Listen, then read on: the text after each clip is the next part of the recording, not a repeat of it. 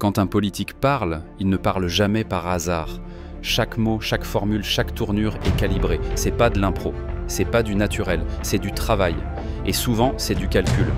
Parce que les mots, c'est pas juste de la communication, c'est une arme. Une arme douce, subtile, mais redoutable. Tu crois entendre un discours neutre, clair, transparent. Mais en fait, tu entends un message chargé d'intention. Le but, c'est pas de t'informer. Le but, c'est de te faire réagir, de te faire ressentir quelque chose, ou de te faire croire que tu as tout compris, alors qu'on t'a tout cadré. Prenons un exemple simple. Est-ce qu'on dit réforme ou casse sociale? Est-ce qu'on dit aide ou assistanat? Est-ce qu'on dit immigration choisie ou invasion migratoire? Ces mots ne veulent pas seulement dire quelque chose. Ils orientent ton jugement. Ils t'enferment dans un cadre. Un mot, une expression, et tout change.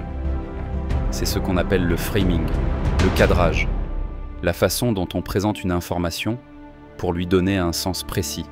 Et c'est une pratique systématique en politique. Les spin doctors passent des heures à chercher la bonne formule.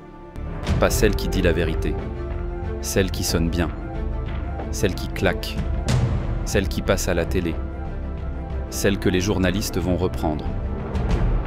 Souviens-toi de certaines phrases devenues célèbres. Quoi qu'il en coûte. Le bruit et la fureur. Ceux qui ne sont rien. Chaque mot est pesé. Chaque image est pensée. Et même les silences sont stratégiques. Parce qu'en politique, le langage est un outil de domination. Celui qui impose les mots impose le débat. Il décide des termes, des catégories, des priorités. Et il enferme tout le monde dedans. Tu ne peux pas lutter contre un discours si tu acceptes ces mots. Tu te bats déjà sur son terrain et tu es déjà perdant. Alors, la prochaine fois que tu écoutes un discours, pose-toi cette question. Pourquoi ce mot-là?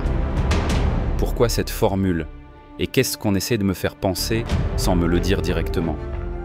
Parce que tant que tu ne choisis pas tes mots, ce sont eux qui te choisiront. Et avec eux, tes idées,